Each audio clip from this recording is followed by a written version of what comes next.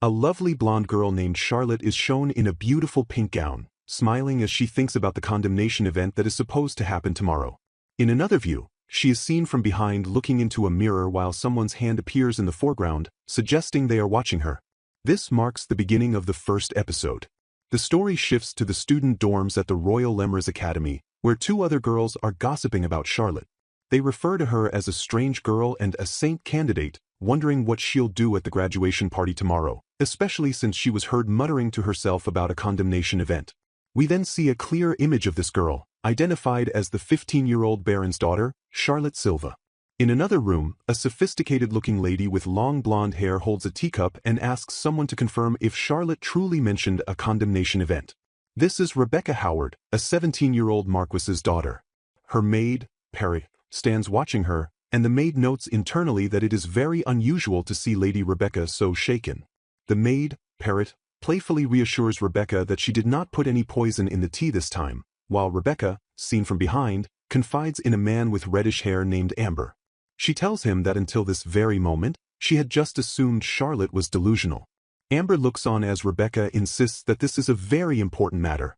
Rebecca then tells Kari that poison wouldn't harm her anyway, but Amber just laughs, dismissing the comment as more strange rambling from the crazy saint candidate.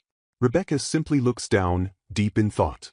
Rebecca is shown thinking intently, recognizing the phrase condemnation event as a common plot device from Japanese web novels, one that is typically used to set up a comeuppance scene. She feels that this situation and its entire setting are frighteningly familiar to her. She begins explaining the trope to her attendants, describing how a low-status but beautiful main character with special cheat abilities will enter a magic school and win the hearts of high-status men like princes and knights.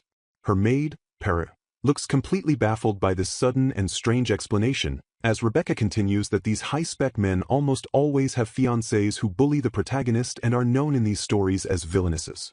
Suddenly, Rebecca has a shocking realization. She has just remembered everything from her past life. She understands that this world is actually an otome game, one that was the basis for a fanfiction she used to love. In that game, her current identity, Rebecca Howard, is the villainess. She recalls that when the game's protagonist, Charlotte Silva, achieves her romantic ending, Rebecca is destined to have her engagement annulled, be stripped of her noble status, and be banished from the kingdom. Rebecca continues to spiral as she remembers even worse fates, with the worst-case scenario being execution. She also vividly recalls that the adult version of the game included horrific endings where the villainess was violated and met a tragic end. She finally understands that the condemnation event Charlotte mentioned is the starting point for this entire downfall. Flustered, Rebecca drops her teacup and thinks how glad she is that her manners tutor, Mrs. Comins, wasn't present to witness her uncharacteristic lapse in composure. She composes herself and thinks about the event, which is set to happen at the graduation ceremony tomorrow.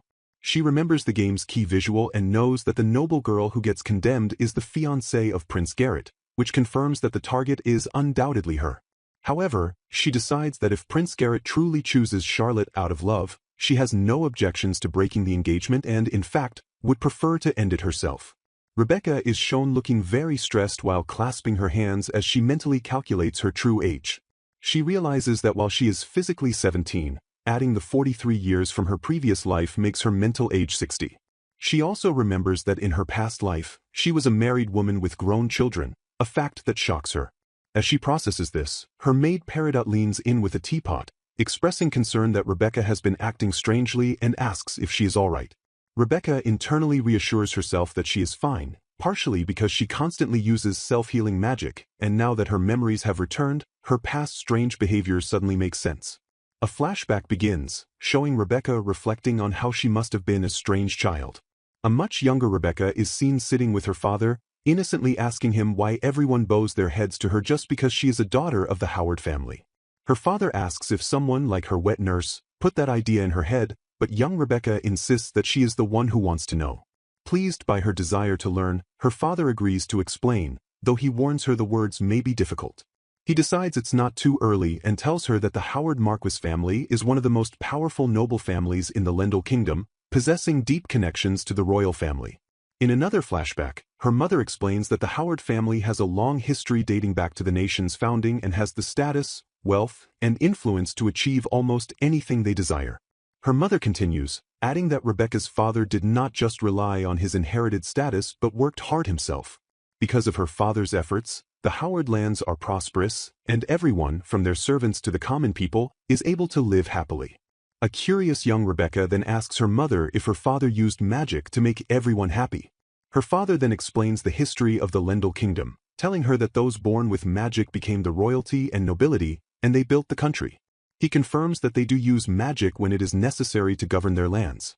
He clarifies that magic users like them have a duty to work for the peace of the people, but this is only because the vast majority of the population does not have magic. This, he says, also means that the common people live lives without magic, making the magic users an absolute minority. Her father warns her that the power of the majority should never be underestimated. He explains that their ancestors chose to avoid persecution by making themselves useful to the people, recognizing that the powerless majority is often stronger than the powerful few. Rebecca recalls how, after hearing her father's words, she understood that she would be required to grow into a respectable lady. Her father smiles, guessing she doesn't fully understand yet. Rebecca remembers there was a mountain of things she had to learn, including etiquette, manners, general education, and how to control her magic. She was surrounded only by adults, and she realized that apart from her cheat of having high status, her own abilities were at the very bottom. This realization was the moment her fierce competitive spirit was ignited. A humorous panel shows a very young Rebecca suddenly bursting into flames from her uncontrolled magic, shocking her tutors as her mother yells for her to stop. On her 5th birthday, she had already finished every book in the family library and demanded more specialized material. In response, her father hired extremely advanced tutors for her. At just 6 years old, after passing a difficult piano test, she asked for her reward, to be allowed to accompany her father on his diplomatic work. A montage shows her easily passing the piano challenge and quickly making her public debut, where she politely introduces herself. Then, at only 7 years old, she began recruiting talented individuals from her father's own intelligence organization, known as the Shadow. A man named Onyx is shown, along with 3 other shadowy figures, and he is identified as the first of 4 personal agents she recruited. A flashback shows young Rebecca telling Onyx that their negotiations are complete and he will now work directly for her. Onyx is seen kissing the young Rebecca's hand, telling her it is an honor. Rebecca reflects on her shadows, her personal agents who gather information and protect her from assassins. She lists their code names: Onyx, Amber, Peridot, and Jade. She proudly notes that she named all of them after the color of their eyes. Her parents continued to be amused by her strange requests and granted them, which is how she ended up receiving an education that no normal lady would, one that was advanced even for a boy. A small panel shows her younger brother looking up at her with admiration, thinking his big sister is cool. The scene returns to the present, with Rebecca deep in thought. She recalls that it was a report from Amber, who was trained by Onyx, that triggered her memories and made her realize she was a reincarnated person. She wonders aloud why she is the villainess and questions if she's actually done anything to deserve being condemned. Amber smirks, remarking that she must be very confident to immediately assume that she is Charlotte's target. Rebecca snaps back, asking him what kind of way that is to speak to his owner. Amber gives a complicated reply, saying he has conflicting feelings about being owned. Rebecca reflects that because Amber was an orphan and had a difficult childhood, he has a very complicated but also cute personality. This is shown as he begs her to never abandon him, promising he will do anything for her. He then glances back nervously, asking if she is angry. Rebecca tells Amber it's not a matter of confidence. She explains that Charlotte's behavior has been unbecoming of a lady, and as an upperclassman, Rebecca has frequently corrected her. However, about 6 months ago, Prince Garrett himself indirectly told her to stop getting involved with Charlotte. Rebecca then points out that Amber must also believe the situation is related to her, otherwise he wouldn't have reported it in the first place. Amber just smirks, boasting that he's just that good at his job. Rebecca contemplates her next move, reflecting on her past life's memories. She recalls alien concepts like Utori education, exam cramming, and an employment ice age, things that would never exist in the Lendl kingdom. Her total mental age is 60. She now understands that her strange behavior as a child was because her memories of life in Japan were influencing her. She is now absolutely certain that she is a reincarnated person. She recalls that in Japan, she was just an ordinary person. Her very last memory was from an overseas trip with her husband, which they took after seeing their only son grow into an adult. They were in an accident, and she apparently died at the age of 43. She had a husband she loved deeply and a successful career. A tender flashback shows her embracing her husband. Rebecca thinks that while she does have regrets, her main worry is whether her husband, her other half, survived the accident. But, she concludes, it was a very full and happy life. She reflects that until she regained these memories, she had simply accepted that a political marriage was part of her duty as a noble. But now, that is impossible for her. She knows that she is, at her core, greedy for love. She currently has a fiancé, the second prince, Garrett, to whom she was engaged at 14. She realizes that if she is to be condemned, it must mean Charlotte has successfully chosen the prince's route in the game and he wishes to break their engagement. Now that she remembers her past life's love, she cannot possibly marry anyone else. She tries to recall if Garrett and Charlotte were ever that close, noting that he has been distant lately and hasn't invited her to the student council room. Instead, Charlotte, a low-ranking baron's daughter, has been visiting the student council room frequently. Still, Rebecca feels their relationship wasn't that intimate. Rebecca's expression hardens, and she decides to execute a comeuppance reversal. She briefly worries if her bad end is guaranteed simply because this is an otome game world. She visualizes the potential outcomes: being falsely accused, her engagement broken, her status stripped, being exiled, sent to a convent, or even executed. She shudders again, remembering the horrifying adult version bad ends. She declares no way, vowing she will not let any of that happen. Amber stands with his arms crossed, rudely asking why she called them there. He mocks her, asking if she's afraid of the crazy saint candidate or just a vulgar woman desperate to hold onto her status as the prince's fiancée. Rebecca sharply denies it, saying he knows that's not true. Suddenly, Peridot steps forward with a cold look, asking for the order and stating she can kill Charlotte immediately. Rebecca firmly tells her no, thinking to herself that if she had others do her dirty work, she would be no different from a real villainess. Rebecca stands tall, announcing that she must confront Charlotte directly, or this event will never truly end. She decides she must make preparations and will attend the graduation party tomorrow with the full dignity of a Howard daughter. Rebecca declares her new plan. She will shatter Charlotte's condemnation event flag and then she will be the one to annul the engagement to Prince Garrett. She states that she is not a saint who would simply turn the other cheek. She will face this event fully prepared. She begins giving orders, turning to Amber and asking him to run an errand to the townhouse for her. Amber, with his back turned, replies nonchalantly that he'll go if she really insists. Rebecca just smiles, calling him a Tsundere and firmly stating that she does insist. She then turns to Peridot and informs her that she has no intention of proceeding with the political marriage to Prince Garrett.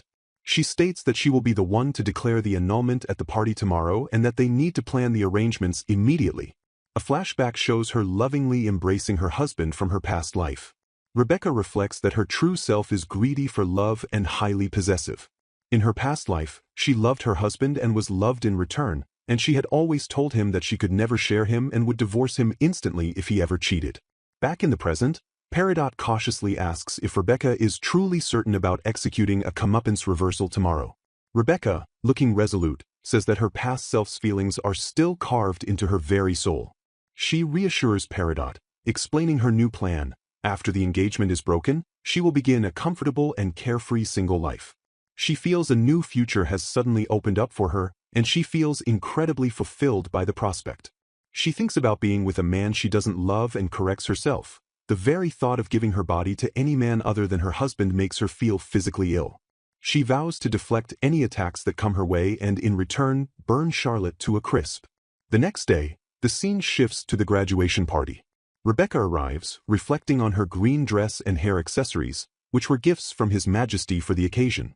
She notes that the sunflower gold in her hair barely reminds her of Prince Garrett's blonde hair, especially since his eyes are blue.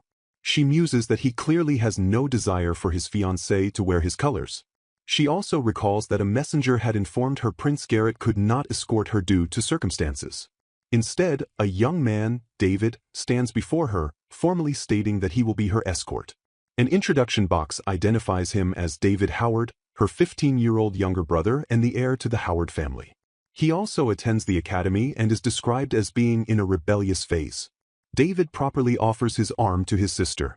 Rebecca thinks that Prince Garrett must have very little attachment to her to send her brother as a substitute for such an important event. She figures this must be the game's correction forcing events, as she also accepted this strange change without protest. Rebecca admits to herself that she has been incredibly dense and needs to reflect on her own lack of awareness. Beside her, David looks flustered, thinking to himself that this is just a matter of manners and internally debating if he should compliment his sister's dress. He then formally tells her that her attire is fitting for his sister. Rebecca thanks him and compliments him in return, all while inwardly wondering if he meant fitting for a new beginning or fitting for the condemnation and annulment that is supposed to happen. She looks at David, suddenly worried about him. She knows it's a common story trope for a family member to side against the villainous, but she also remembers how he adored her when he was little. Her thoughts then shift to another major event that she recalls was a flag for Charlotte's route with Prince Garrett. A few months ago, Charlotte's dress was deliberately ruined. When she couldn't find a replacement, Prince Garrett, in his capacity as a student council officer, gifted her a new dress. A flashback shows Prince Garrett looking at Rebecca. Rebecca reflects that giving a dress to a woman carries a special romantic meaning in their culture, but she had chosen to ignore it at the time. She reasoned that he had, at least, given her a graduation dress first, as his fiancé. As she walks with David, she realizes that her soul, which she knows is strongly possessive, was only able to calmly ignore such a blatant past because she was never truly in love with him. She looks at Prince Garrett, the man who was her fiancé. He has golden hair and striking blue eyes, and today in his formal uniform, his natural beauty is enhanced by a fierce expression. Other girls in the room are fawning over how wonderful he looks. Rebecca, however, looks at him with a cool and detached expression, thinking that she can now objectively see why he would be a popular main character in an otome game. Her gaze drifts to the other potential capture targets in the room. She spots Evan Hawke, a 17-year-old magic warrior from a count's family who already has a fiancé. She also sees Brandon Garcia, a 17-year-old swordsman and a viscount's third son, who already has a lover. Rebecca finds this all very strange. She wonders if it's an attempt at realism, but for capture targets, they all seem to lack that high-spec feeling, though perhaps it's just because the game is near its ending. It's odd that everyone except her brother already has a partner, and she feels like there should be more cheat settings involved. Prince Garrett approaches Rebecca, apologizing for not being able to escort her to the party. Rebecca wonders if some external force is at work, trying to make the otome game's settings more realistic. As she walks with David, she reflects that while she absolutely loved the fanfiction based on this game, she has to admit there are many parts of the original game's story that she doesn't actually know. She knows that in the Lendl Kingdom, love marriages are surprisingly common, and that breaking an engagement through the proper legal channels is not considered a major scandal. Because this world seems to operate on realistic rules, she concludes that if Charlotte actually tried to stage a public condemnation, it would backfire horribly and lead to her own self-destruction rather than a happy ending. This world appears to be a strange mix of otome game logic and the common sense from her 43-year-long past life. After their first dance, Rebecca politely tells Prince Garrett that he should dance the second song with another lady. As she steps aside, she thinks that while fiancés who are truly in love might dance the second song together, she is fine with it and will yield her place to someone else. She stands with a group of other ladies, wondering if the condemnation event is actually going to happen, as the party is proceeding peacefully. One of the ladies, Samantha, asks Rebecca if she will begin her queen training at the royal palace after graduation. Samantha adds that Rebecca already has the full approval of their strict manners tutor, Mrs. Comans, so she thinks any further education is unnecessary. Rebecca demurs, but the other ladies agree with Samantha. Another young lady explains that the education at Lemra's Academy is the best in the land, which gives them all the confidence they need for their societal debut. Rebecca smiles, saying she is glad to hear that. Another girl excitedly points out that Mrs. Comans, one of the palace's most formidable tutors, only agreed to teach at their academy because Rebecca, the future queen, was attending. Just then, her brother David rushes over, telling the girl to be calm or Mrs. Comans will scold her. He then adds that this isn't the time for such talk and looks worriedly at Rebecca. Rebecca replies calmly that this is, indeed, a problem. At that moment, Rebecca's gaze is drawn across the ballroom. She spots Charlotte and Prince Garrett. The music for the first dance has ended, and everyone else is changing partners for the next dance, but the two of them have not separated. Rebecca immediately identifies this as a serious breach of etiquette. She looks at Charlotte Silva, the Baron's daughter and the self-proclaimed heroine of this game. As Rebecca watches them standing together, her eyes narrow. She knows, with certainty, that the condemnation event is about to begin. A love drama is playing out in a corner of the dance hall, and its star is none other than Charlotte. Prince Garrett looks visibly uncomfortable as she clings to him, and Rebecca wonders if Charlotte's affection level with him isn't high enough. Nearby, a girl named Sophie is clearly disgusted, calling Charlotte's seductive pose shameless, but Rebecca quietly tells her to calm down. Rebecca observes that while Garrett is trying to gently push Charlotte away, it seems to be having the opposite effect. The music for the second dance is beginning, and Rebecca internally fumes, knowing that dancing with the same partner twice is a privilege reserved only for those who are engaged. She sighs, thinking she was a fool to expect Charlotte to have any sense of decency. This situation reminds her of a flashback where she had asked her maid, Emma, to find out what people thought of Charlotte. Emma had reported back after gathering rumors from the other servants, showing cute, chibi-style drawings of Charlotte acting ditzy. The staff's consensus was that Charlotte is the crazy saint candidate and the strange girl with a lying habit. Rebecca had agreed with this assessment, but also reminded Emma that Charlotte is still a saint candidate. Emma had insisted on providing accurate information. Rebecca's thoughts then define what a saint candidate is in this world. A rare woman with holy, light attribute magic, unlike Rebecca, who has water magic specializing in healing. Back at the party, Rebecca notices her brother David glaring at her and wishes he would please stop. An angelic image of Charlotte flashes as Rebecca reflects that if a saint candidate awakens, she becomes a true saint who brings prosperity to the nation. This makes it all the more serious that people would call her crazy. But Rebecca understands why, because this world isn't just an otome game, it's also the home of the incredibly elite and strict Royal Lemras Academy. She explains that the Academy is a 3-year school for students aged 15 to 17 that trains them to be worthy nobles who can support the kingdom. It is the top educational institution in Lendl, teaching everything from magic and general studies to manners and social skills. Sending a child to Lemras is a massive status symbol, and some families even go into debt just to do it. The simple phrase, "My child attends Lemras Academy," is a boast filled with pride. This means all Lemras students carry a heavy responsibility. Rebecca's thoughts return to the party as she explains just how improper Charlotte's actions are. At any formal ball, it is proper to dance with the same partner only once. Dancing twice is only for fiancés, and a third time is only permitted for married couples. By starting a second dance with the prince right in front of his actual fiancée, Rebecca, they are publicly picking a fight with her. A wide shot of the ballroom shows the orchestra playing as other couples look on. Rebecca can see that Prince Garrett looks genuinely flustered, so she assumes this second dance was not his idea. She inwardly scoffs, thinking that a prince should be able to handle one woman. As she glances over, her brother David leans in and advises her to just ignore it, warning that stopping the music would only cause a bigger scene. The other guests are already whispering, pitying Rebecca for being insulted on her big day and wondering what the Moon Princess will do. Garrett's friends, the other potential love interests, have gathered around the couple.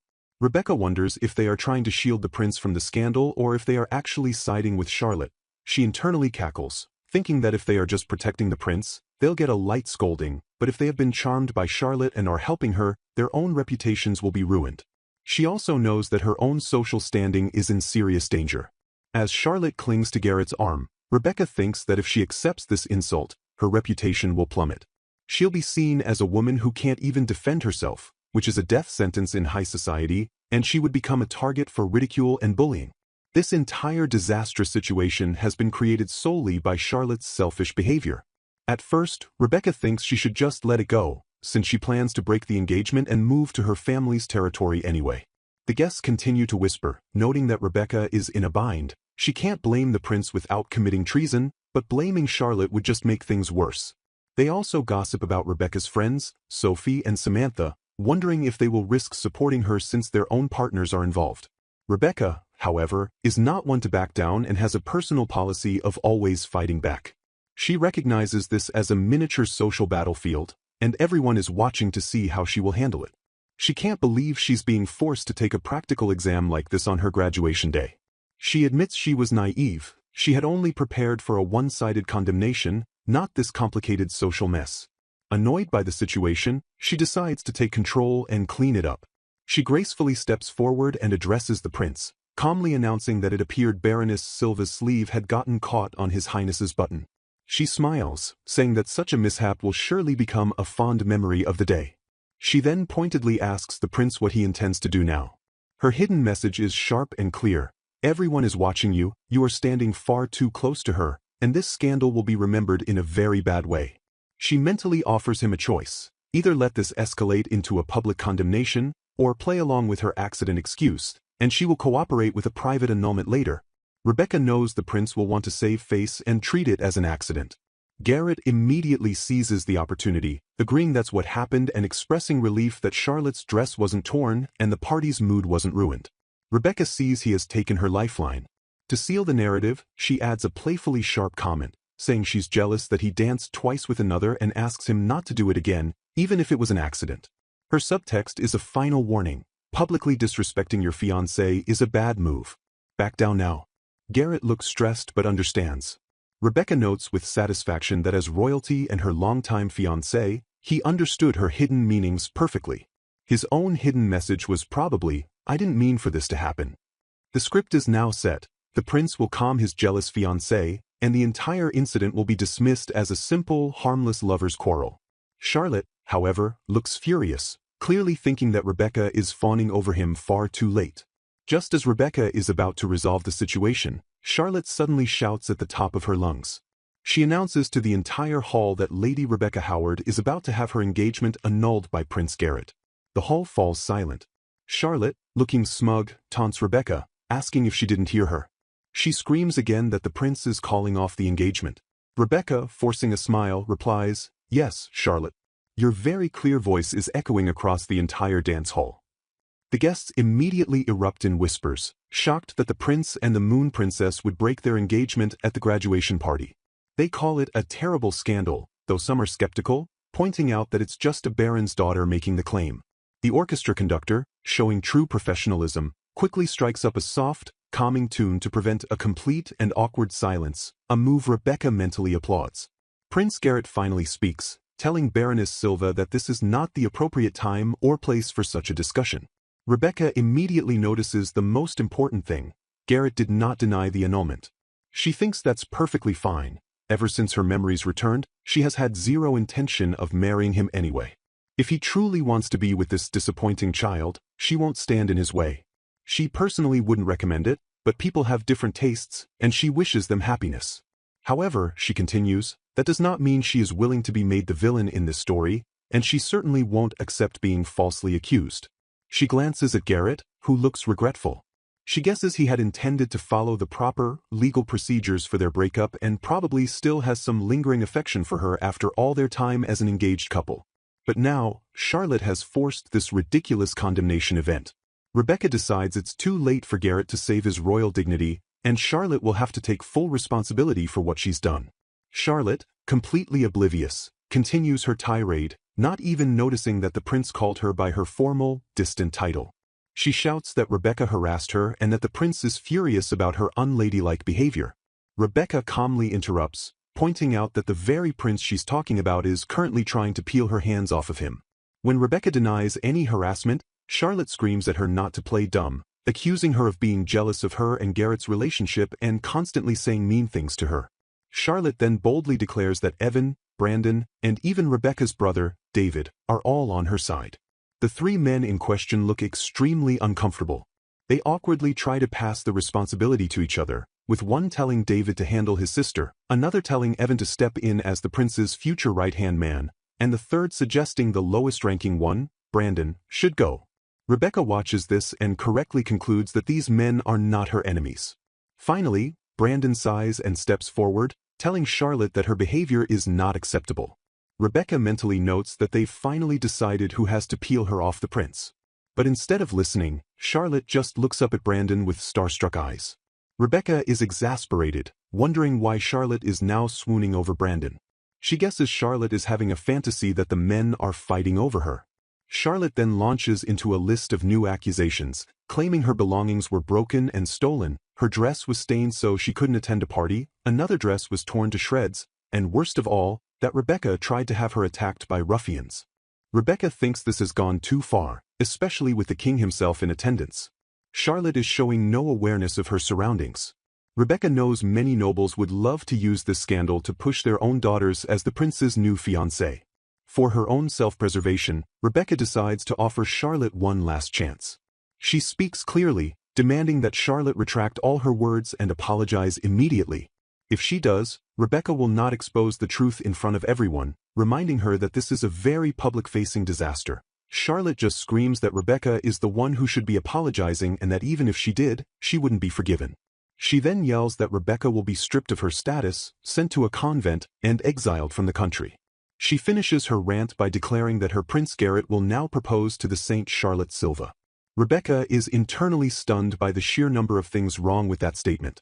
First, Charlotte has no authority to strip anyone of their rank. Second, she is not a saint yet. She's a saint candidate and hasn't had her awakening, making her claim a form of fraud. And as for the prince proposing, Rebecca is at a loss for words. However, this rant does slightly improve Rebecca's opinion of Garrett. Charlotte's desperate words prove that the prince has not actually made any future promises to her. He has, at least, maintained that much integrity toward his fiancée. Rebecca highly doubts he'll be proposing to Charlotte at all after this chaotic display. She decides she has given Charlotte more than enough chances to back down. If Charlotte wants to suffer an unrecoverable wound to her reputation, she must be truly unwell. With that, Rebecca decides it's time to launch her counterattack and secure her own exit from the engagement. Rebecca turns to the entire hall and begins with a formal apology to the king and all the honored guests for such a problem occurring at the graduation party.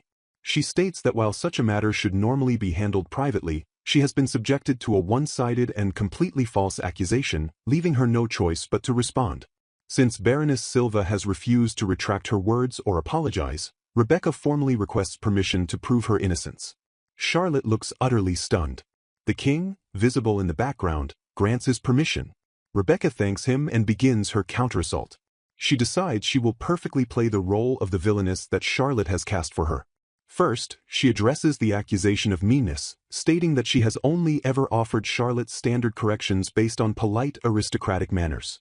She then lists Charlotte's specific offenses, speaking to high-ranking individuals without permission, attempting to dance multiple times with the same man, an act only permitted for those with a future commitment, and getting inappropriately close to a man who is engaged. She clarifies that while being friendly is a virtue, it's only acceptable with permission from the higher status person. She asks the crowd if these corrections are truly out of line, or if it isn't just basic human decency to consider the feelings of the fiancé who is being publicly disrespected. Rebecca states that Baroness Silva simply did not seem to know these basic rules, so Rebecca only tried to advise her. Charlotte shrieks back that it was bullying and that bullying is defined by the person who feels they were bullied.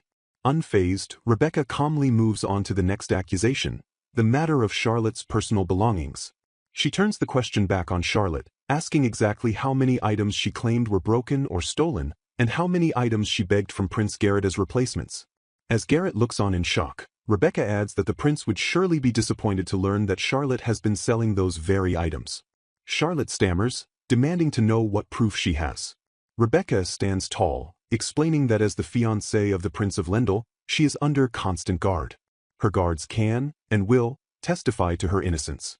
Furthermore, she is always careful to monitor the situation surrounding her fiancé.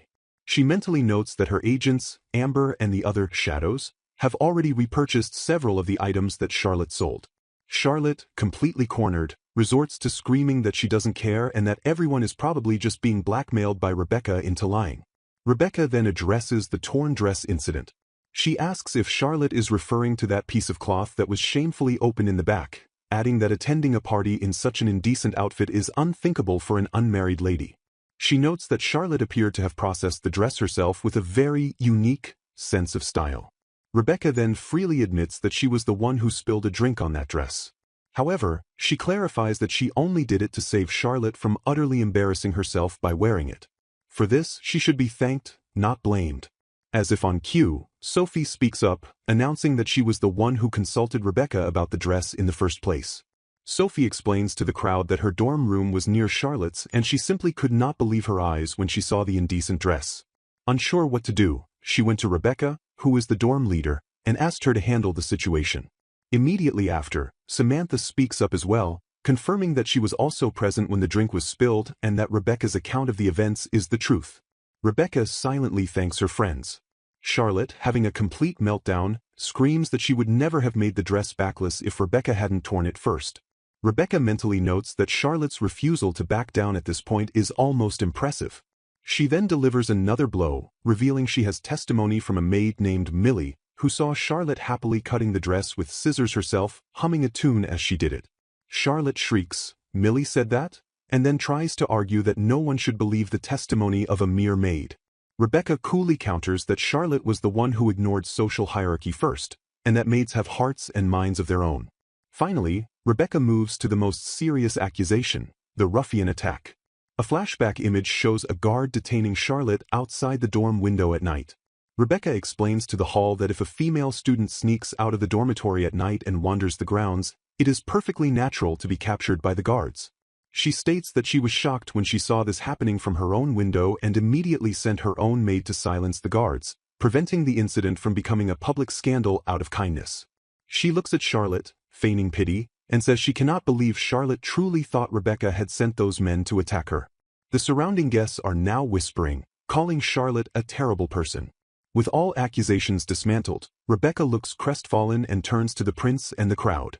She formally states that she has failed as a dorm leader to guide a lower-classman and maintain order.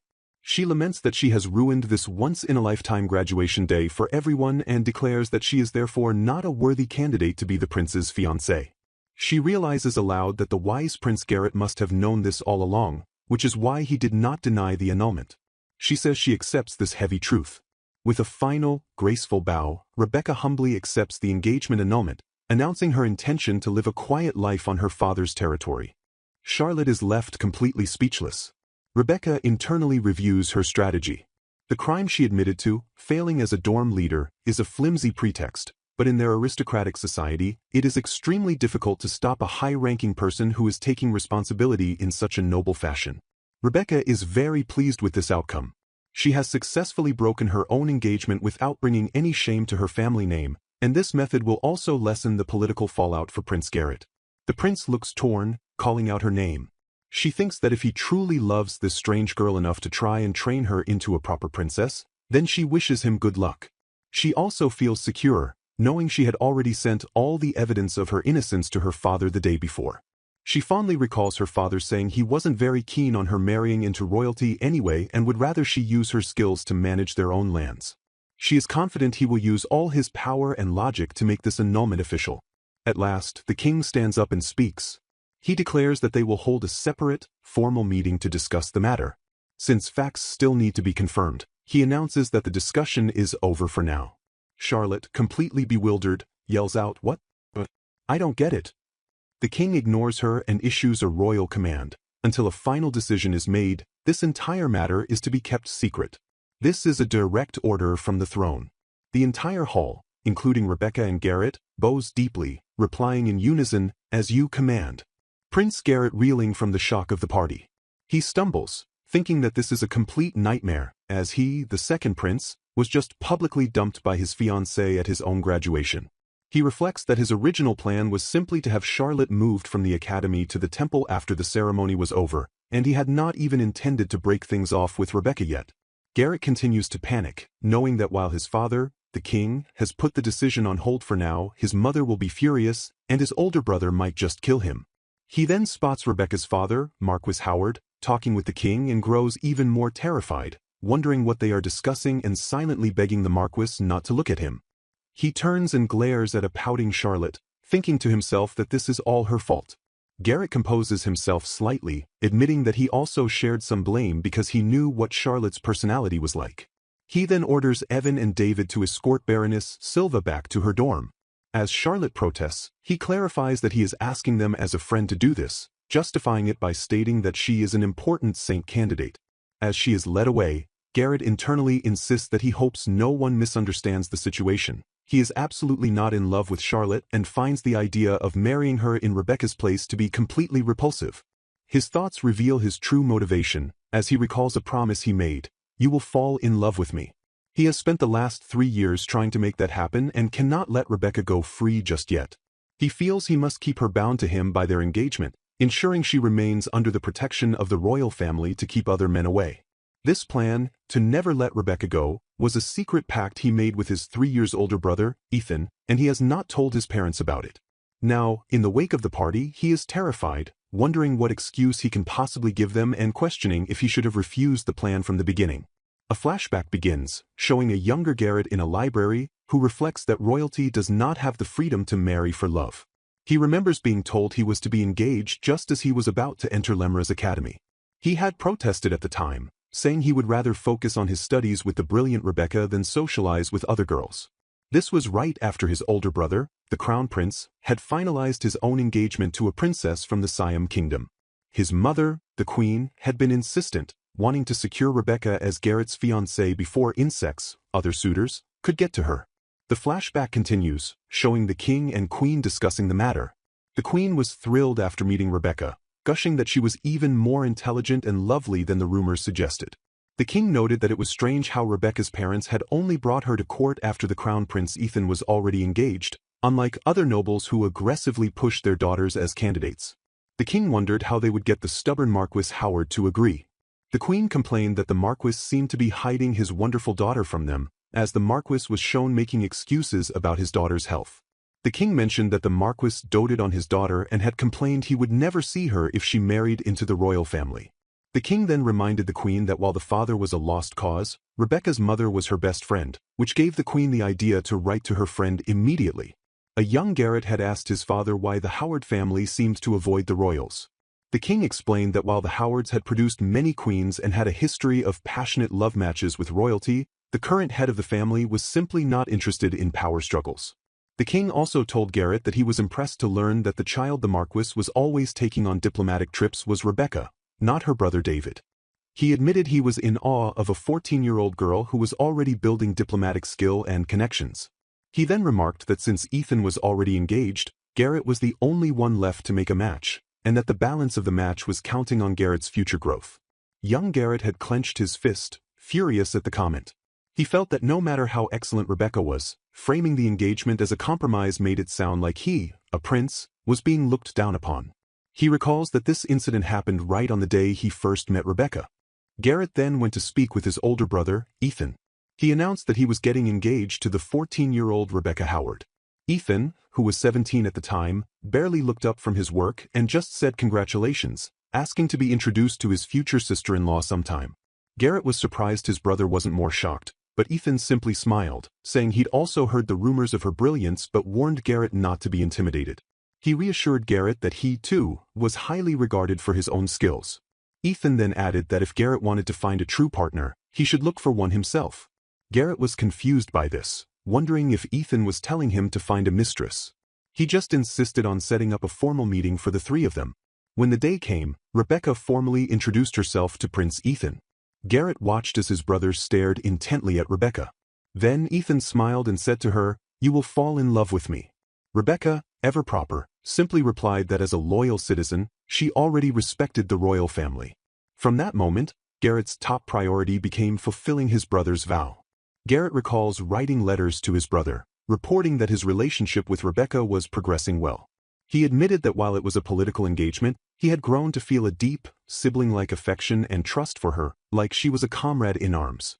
He was proud to finally be able to help his brother, whom he had always idolized for teaching him everything. The secret plan was to never let Rebecca go, but they had also been discreetly planning to dissolve the engagement after a few years. Garrett began to worry if he would ever find his own partner while fulfilling this duty. That was when Charlotte Silva, the saint candidate, appeared. He was officially ordered to watch over her and support her awakening, and he admits he was excited by the new arrival. At their first meeting, Charlotte was incredibly cheerful and cute, immediately insisting he call her by her first name. He was stunned by her forwardness. Just then, Rebecca had appeared, introducing herself as his fiancée and politely but firmly advising Charlotte that for her own reputation, she should wait for a high-ranking person to speak to her first. Garrett was shocked as Charlotte just pouted. He knew it was a major breach of etiquette and wondered if she was truly ignorant of such a basic rule, perhaps because she was a saint candidate. He mused on the nature of saint candidates, rare, holy magic users who must awaken. The danger was that the awakening could be corrupted, causing the saint to fall to darkness and bring disaster instead of prosperity. This was why they had to be handled so carefully. He reasoned that Charlotte, unlike past candidates kept in temples, must have been raised at home, which would explain her sheltered, naive, and pure nature. He also knew that Charlotte was the very first saint candidate to ever be enrolled at Lemura's academy. This was due to new research showing that the awakening was dependent on the person's character, not their environment. Still, he had wondered why she was sent to the academy now. He realized it was political pressure from the court to make the saint his future wife, which was a problem given his secret pact with Ethan. He also suspected other nobles might be pushing this to free up Rebecca for their own sons. Garrett decided that while he would never marry Charlotte, he couldn't just stand by and watch the naive girl be isolated by aristocratic society. He felt that as a prince and a gentleman, it was his duty to protect her. This proved difficult, as he constantly had to stop her from being overly familiar and touching him. The other ladies were all offended by her behavior, and Rebecca would repeatedly step in to correct her for being rude to high-ranking nobles. Garrett recalls how Rebecca's advice was always sound and meant to help Charlotte, but Charlotte would just mock her, quoting the school rule about all students being equal. Rebecca would have to patiently explain that the rule was meant to prevent abuse from high-ranking nobles, not to erase all social structures. Eventually, Garrett had to intervene, telling Rebecca to leave Charlotte alone and that he would handle it. He apologized to Rebecca for the trouble. Rebecca had simply smiled and said she didn't mind, making Garrett wish she would be at least a little jealous, though he was grateful for her trust. He and Rebecca were like comrades in arms. He decided to take Charlotte into the student council to minimize the damage and prevent the personal dislike of her from becoming a bias against all saint candidates. This only led to Charlotte constantly running to him with complaints, accusing Rebecca of stealing her things or ruining her dresses. His friends, annoyed, would just leave the room whenever she appeared. His friends complained to him privately. Evan was uncomfortable with her skinship, Brandon was terrified his girlfriend Sophie would get the wrong idea, and even Rebecca's brother David was furious at having to look after a stupid woman who ignored his sister's advice. They all just decided to endure it until graduation.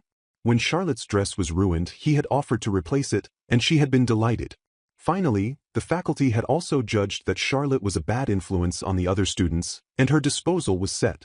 To avoid setting a bad precedent for any future saint candidates, the decision was made to have her transferred to the temple right after the graduation ceremony.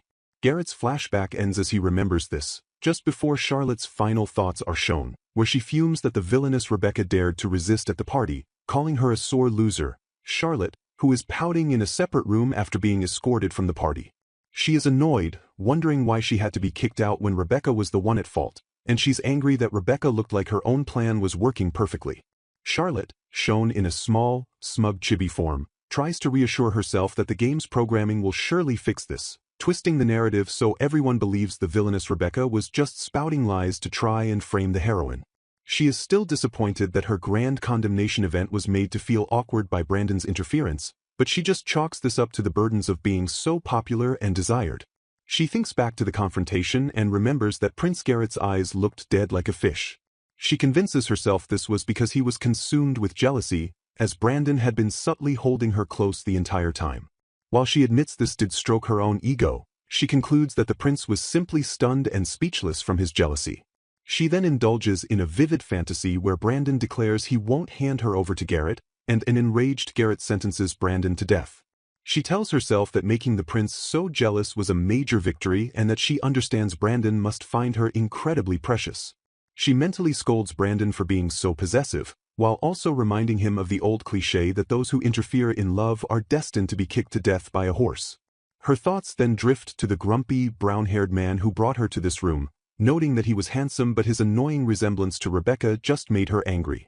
Charlotte's anger returns as she realizes that even if the game correction fixes things later, the undeniable fact is that she was the one who was publicly humiliated at the party. She doesn't understand how this could have happened, since it's common sense that in a condemnation event, the heroine is supposed to have a glorious victory. She imagines her ideal scenario. The prince would have exposed Rebecca's evil deeds and banished her, while she, the perfect heroine, would have virtuously begged for mercy on Rebecca's behalf. This would have made everyone admire her for her pure and loving heart. She slams her fist down in frustration, angrily wondering why the game isn't following this basic script. As she stares into a mirror, a disembodied voice wonders what an otome game is. Charlotte just admires her own reflection, praising her wavy pink blonde hair, her perfect white skin, her sparkling aquamarine eyes, and her cherry-colored lips. She concludes that her current self is incredibly cute, a massive improvement from her previous life. She reflects that in this new life, both at home and at the academy, she has been adored by everyone just for existing. This has confirmed her core belief: A person's happiness in life is directly determined by how attractive they are. She then explains her backstory, that she is Charlotte Silva, born to a barony at the southern edge of the kingdom. Her parents had a happy love marriage but couldn't have children for a long time because her mother was frail. When she was finally born, they were overjoyed and spoiled her completely. She felt this was only natural, as this world was clearly created for her to have a second chance at life. She regained her memories at age 13 after she tripped in a manga-like way while picking berries with her mother and hit her head. Her mother is shown panicking and rushing to her side. The accident triggered her memories, and she instantly recognized this as an otome game world. She was thrilled, realizing that even though she had been ugly in her past life, she was now the beautiful heroine, which meant a reverse harem was surely guaranteed. She immediately understood the simple, cliched plot. She, the low-status heroine, would defeat the high-status villainess and marry the prince. She believed this social climbing story was the entire point of otome games. She had assumed that kicking Rebecca out of the way and becoming the prince's wife would be an easy win.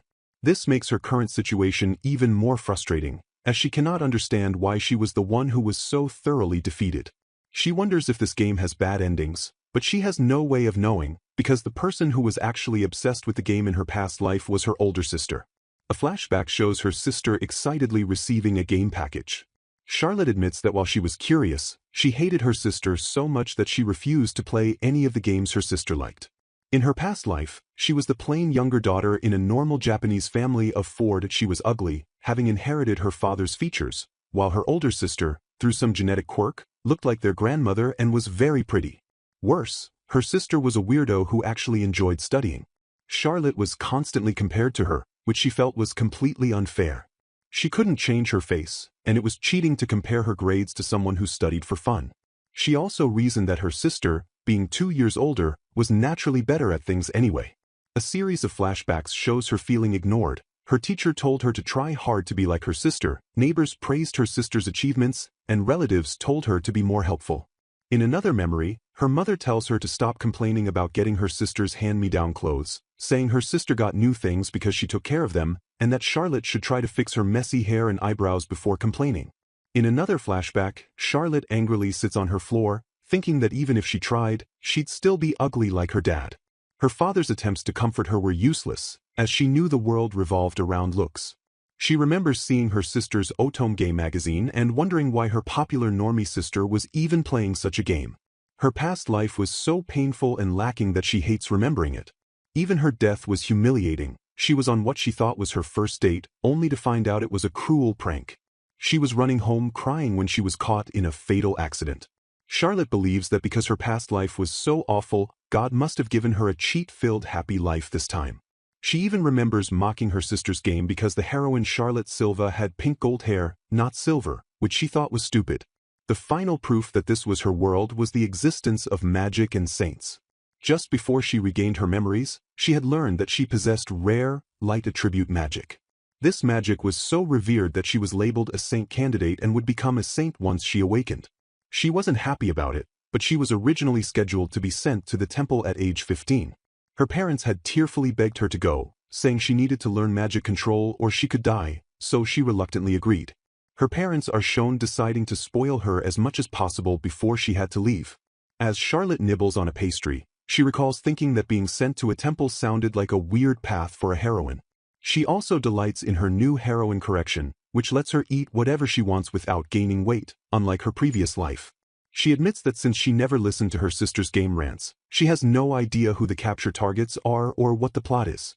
She just knows that about 1.5 years later, a game correction changed the kingdom's policy, allowing saint candidates to attend the academy instead of the temple. When she heard she was going to the Royal Lemures Academy, she was certain her victorious reverse harem life was about to begin. She knew the game correction would be powerful because she was so rare.